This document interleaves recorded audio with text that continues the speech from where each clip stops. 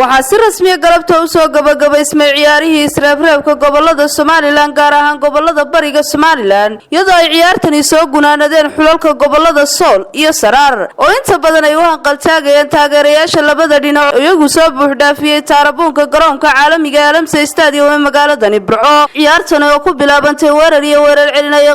qolada kale ugu beerdhigaaleynaysa inay guusha kala carowdo garoonka si ay uga mid noqoto kooxaha u gudba magaalada Hargeysa hantana koobka gobolada Jamhuuriyadda Somaliland waxayna ciyaartani mid ay si weyn ugu soo diyaar garoobeen difaaceeda iyo loolankeedaba labada kooxood ee u kala safan gobolada Sool iyo Saraar daqiiqadii 23aad ee haafkii hore ayaa gool qurux badan ay la yimaadeen ciyaartooyga gobolka Sool kaasoo u dhaliyay ciyaaryahanka lagu magacaabo Khalid Badro intaasi kadib haafkii hore ciyaarta ayaa waxa ku soo gabagaboobay gool iyo eber ay ku hogaaminayaan gobolka Sool mas'uuliyiinta labada dhinac ee gobolada Sool iyo Saraar oo warbixin kooban si wartabiyanada ayaa labada dhinacba u rajeeyay inay guul kala carabaan garoonka caalamiga Alamse Stadium ee magaalada Burco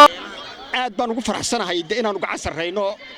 labada kooxood bana ciyaar fiican bay soo bandhigayaan waa laba kooxood oo isu dheeli tiran weerarkooda iyo difaacoodaba laakiin annaga imika hogaaminayna aadna waan ugu faraxsanahay ka maamul ahaan iyo ka gudoomiye ahaanba dadweynaha reer Sool hambalyaan u diraya gelida keentay inaynu ciyaaraha qabsano marka labaad waxaan ku faraxsanahay kooxda gobolka Sool oo gool leh waxaan rajayn doonaa sanadka inay Sool qaadi doonto koobka insha Allah gobolka kale ciyaarana waa gacanteeda midiga kulay labadooda waa labadii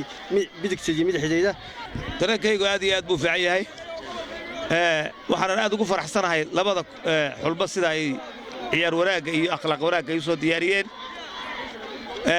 badintuna kulay de qof u baa kulay badinaya koox baa badin doonta waxaan taageersanahay kulayba inay guuleystaan xulkaygu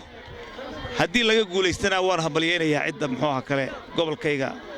ka daba nimaadno aan awoodayda imika haafkan aan soo bandhigno oo aan tusno inaanu gool iyo lababa keeni karino maxamed cabdisaaq salaad waxaan ahay tababaraha gobolka Sool runtii ciyaartii labaad ugu dambeysay weeyaan ciyaaraha maanta ka dhacaya Alamse Stadium kooxdu waxay soo bandhigtay ciyaar aad iyo aad u fiican oo isku xirkooda aad buu u fiican yahay waxa moodaan garoonka la soo qabsadeen oo ay ka fiican yihiin ciyaartii hore aan la ciyaarnay gobolka Sanaag insha Allah ta'ala waxaan rajaynaynaa in guusho ay xageena ahaato aan sidaan ku sii dhameystirno ciyaarta Rahmaan Rahiim dareenkaygu aad buu fiican yahay insha Allah ciyaarta ilaa hadda waxay noo maraysaa gool iyagana anagu ku hogaaminayno laakiin ciyaarta wali ma dhamaan kan biya hadhay insha Allah waxaan rajaynaynaa sidii aan markii hore u ciyaaranay inaan u ciyaarno waxaan ku qancannaa guul kasta ama wax kasta oo natiijo ciyaarta kala kulana ku qanacsanahay Ilaahay baa mahadaya natiijada ciyaarta iyo say noqon doonto Ilaahay haya dadaalkan haynaa waxaan mar labaad iyo mar saddexaad u mahad celinayaa taageerayaasha gobolka Togdheer gaar ahaan magaalada Burco wasiirka ciyaaraha Somaliland Axmed Cabdi Kaahin oo isna geestiisa la hadlay warbaahinta ayaa waxa uu yiri Hargeysa Burcana waa tan galabta waa gabagabo waxa la isku tagay 8 soo baxdana Hargeysa isku tagayaan nabad way ku dhamaadeen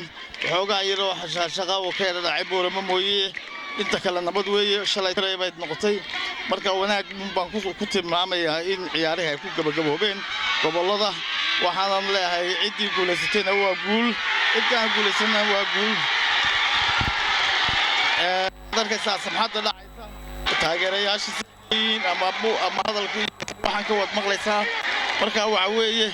si fiican ayaa arintaas u soo gabagabowday guubaaba iyo talooyin kadib waxaa si rasmi ah loo guda galay haafkii dambe ciyaarta iyadoo labada ciyaartooy ay la soo baxeen dardar cusub ay gobolka Sool ku hamiyeysay inay dhashato goolal cusub halka gobolka Saraarna ay cidhifyada u adkaysteen inay iska soo bogaan goolkii lagu lahaa isla markaasina ay guusha kala carabaan garoonka ciyaartan ayaa ku soo gabagabaysatay hal gool iyo eber ay gobolka Sool ku hogaaminaysay gobolka Saraar ugu dambeyntiina waxa la sugaabo gudida ciyaaraha gobolada Somaliland si ay ugu dhawaaqaan natiijada ciyaaraha gobolada bariga Somaliland oo Burco Qaadan Maxmed shabakada caalamiga Wadweyne News magaalada Burco